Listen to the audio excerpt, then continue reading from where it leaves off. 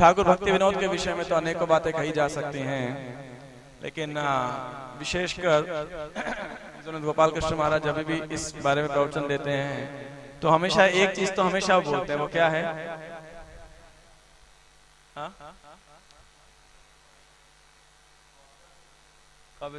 और उनके शेड्यूल के बारे में। और प्रभुपाद जी भी ये बात बोलते हैं कि ठाकुर भक्ति विनोद लगभग 5 बजे अपने कोर्ट का काम पूरा करके आते थे और लगभग 7, साढ़े 7 बजे करीब 8 ऐसे बजे करीब वो विश्राम को चले जाते थे और 10, 11, 12 बजे ऐसे उठ करके प्रभुपाद जी कह रहे हैं 4-5 घंटे जो 5-6 घंटे स्लीप क्या है, सफिशिएंट है। तो आपको आहार निद्रा भय मैथुन को क्रमशः धीरे धीरे क्या करना चाहिए, कम करना चाहिए। और फिर पूरी रात वो क्या करते थे, पुस्तक अध्ययन और पुस्तकों का लेखन किया करते थे। तो भक्तों ठाकुर ने अनेकों पुस्तकें लिखी हैं, अनेकों वैष्णव गीत लिखे हैं। अभी 11, साढ़े 11 बजे भक्त वैष्णव गीत भी गाएंगे तो आप देखिए बहुत सारे ठाकुर भक्ति विनोद के भजन हैं। भोग आरती भक्ति ठाकुर ने लिखा है। रात को जो गौर आरती गाते हैं, शिव शुक्र नारद प्रेमे गद गद भक्ति विनोद देखी कोरिया गौरा रसम, तो वो भी ठाकुर भक्ति विनोद ने लिखा है। तो अनेकों भक्त ठाकुर के अनेकों हमारे ऊपर जो है क्या कह सकते हैं, गिफ्ट्स उन्होंने हमें दिए हैं इस आंदोलन के लिए। विशेषकर उनका और भक्ति सिंह ठाकुर महाराज का क्या गिफ्ट था कि आज चैतन्य महाप्रभु के आंदोलन हमें यथारूप में हमें मिल रहा है। तो इन दोनों महानुभावों का वो इसके लिए इनको श्रेय जाता है, क्योंकि इनसे पहले महाप्रभु का आंदोलन पूरी तरीके से अपसंप्रदाय से घिर चुका था, है ना। ऐसे लोग थे जो कोई कृष्ण बन रहा है, बाकी लोग गोपियां बन के स्त्री के रूप में अपना श्रृंगार कर रही हैं और बोल रही हैं कि हम तो कृष्ण की गोपियां हैं, और ऐसे ऐसे कई प्रकार के उल्टे सीधे।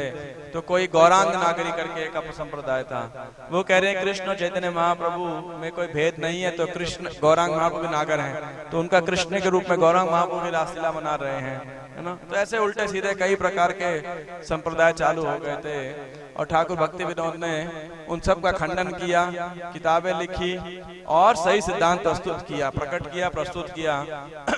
और इन सब को जो बिल्कुल बुरी तरह पछाड़ा वो कौन थे? भक्ति सिद्धांत स्वरूप ठाकुर, रूपानुग विरुद्ध अपसिद्धांत ध्वांत हारिणे। और ठाकुर भक्ति विनोद के कई उपहार हैं हमारे पास में, लेकिन सबसे बड़ा उपहार क्या है उनका? श्री नवद्वीप धाम, है ना। जिस प्रकार ऐछे गोसाई रवे ब्रजे कैलावास राधा कृष्ण नित्य लीला कोरिला प्रकाश की, जो हमारे 6 गोस्वामी हैं, इन्होंने क्या किया?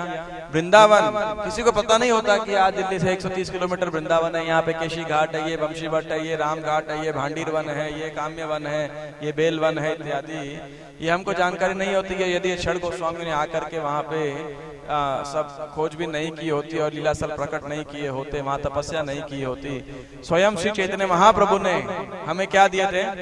राधा कुंड और श्याम कुंड तो उन्होंने प्रकट किया था। नहीं तो धौली पुकुर और पीली पुकुर के नाम से जानते थे लोग 8 ग्राम के अंदर, और उसमें से वो खेती बाड़ी करते थे। कुछ नहीं, चावल के धान के खेत के बीच के अंदर 2 पुकुर थे, ऐसा। महाप्रभु बोला कि राधा कुंड और श्याम कुंड है। और बाद में रघुनाथ दास गोस्वामी ने वहां पे भजन किया और फिर आई थिंक उन्हीं के सपने में थे, उन्होंने बोला डेवलप करो, है ना।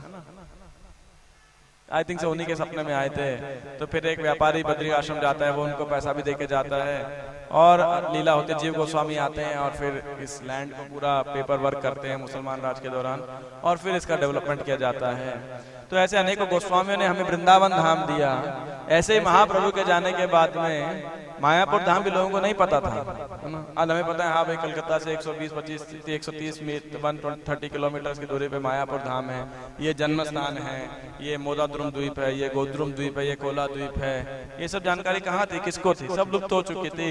इनफैक्ट जहाँ पे नवद्वीप है आज, वहां पे लोग बोलते हैं कि ये जन्म स्थान, है ना, लोग ये माना करते थे। लेकिन ठाकुर भक्ति विनोद ने अपनी पोस्टिंग कराई कृष्णा नगर के अंदर और गोद्रुम द्वीप के अंदर अपना घर बनाया सुरभि कुंज के बाजू में, और बहुत नक्शे का पढ़ाई किया। और उनको लगता था कि ये महाप्रभु का जन्मस्थान नहीं है, निमाई का जन्मस्थान, असली जन्मस्थान ये नहीं है, ये तो ऐसे ही लोगों ने प्रचलित कर दिया है दक्षिणा के चक्कर में या किसी और चक्कर के अंदर। तो उन्होंने बड़ा रिसर्च किया और फिर जो महाप्रभु का असली जन्मस्थल है योगपीठ, उसको प्रकाशित किया बलाल डिगी के पास।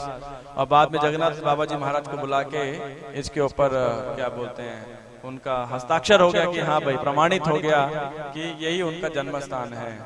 और इतना ही नहीं, ठाकुर भक्ति विनोद ने उसके बाद नवदीप धाम महात्म्य और नवदीप भाव तरंग जैसी पुस्तकें लिखी, जिसके अंदर नित्यानंद प्रभु जीव गोस्वामी को परिक्रमा करा रहे हैं और बता रहे हैं कि यहाँ पे ये लीला हुई थी, ये है सुवर्ण विहार, ये है मध्य द्वीप, ये है कुरुक्षेत्र, ये है ऊंचा हाटा, ये है चंपा हाटी इत्यादि इत्यादि। ये सब जो है श्री भक्तिविनोद ठाकुर ने हमको दिया, आज जो हम प्राप्त कर रहे हैं। इसलिए योगपीठ के बिल्कुल बाजू में किनका टेम्पल है आप देखिए, योगपीठ के कैंपस के अंदर ही स्टार्टिंग में घुसते ही कौन है, ठाकुर भक्ति विनोद। उन्हीं की इच्छा थी कि यहाँ पे ये मंदिर हो और नवदीप धाम की जो महिमा है सबको प्रकाशित हो, और पूरे विश्व भर से भक्त लोग जो है नवदीप धाम में आएंगे, मायापुर धाम में आएंगे और बंगाली वैष्णव के साथ मिलकर क्या बोलेंगे, क्या बोलेंगे, जय सचिनंदन गौर हरि, जय सचिनंदन गौर हरि। और 1896 में ठाकुर भक्ति विनोद ने ग्रंथों को विदेश भी भेजा।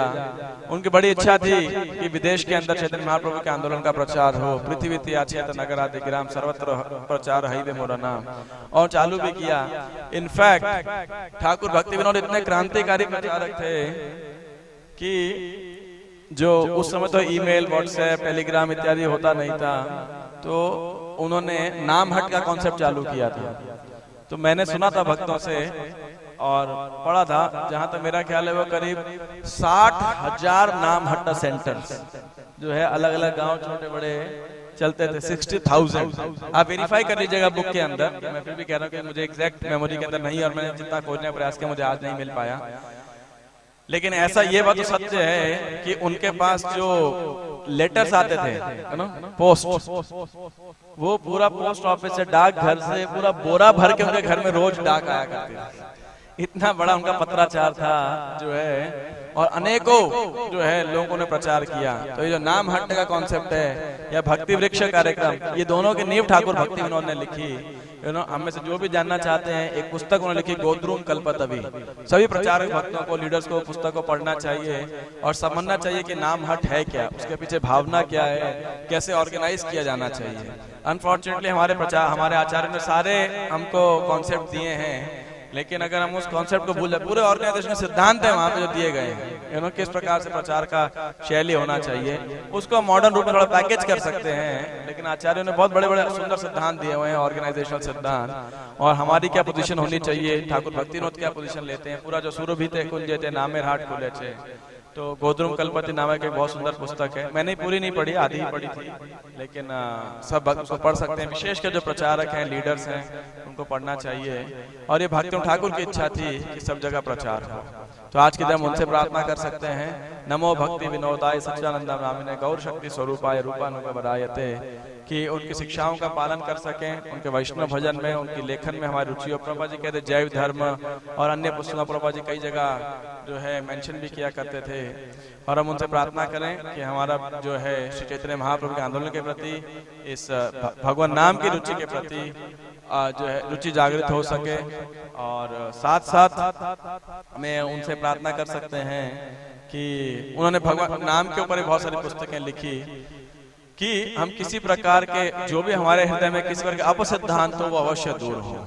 सिद्धांत बलिया चित्त ना करे आलस, क्योंकि उन्होंने अब सिद्धांतों को, उन्होंने और ठाकुर भक्ति सिद्धांत सरस्वती ने जो है अब सिद्धांतों को खंडन किया, प्रकाशित किया, खंडन किया, रिजेक्ट किया और सही सिद्धांत को प्रस्तुत किया। तो इसलिए बहुत जरूरी है कि श्रील प्रभुपाद जी द्वारा दिए गए सिद्धांत और डिटेल्स के ऊपर हम उनको जान सकें और लग सकें। तो आज बहुत शुभ दिन है, भक्त लोग उनके भजन गा सकते हैं, उनके बारे में और बहुत सारे मेंशंस हैं, आपसे पढ़ सकते हैं और उन्हें कृपा की याचना कर सकते हैं। जय ठाकुर भक्ति विनोद की जय।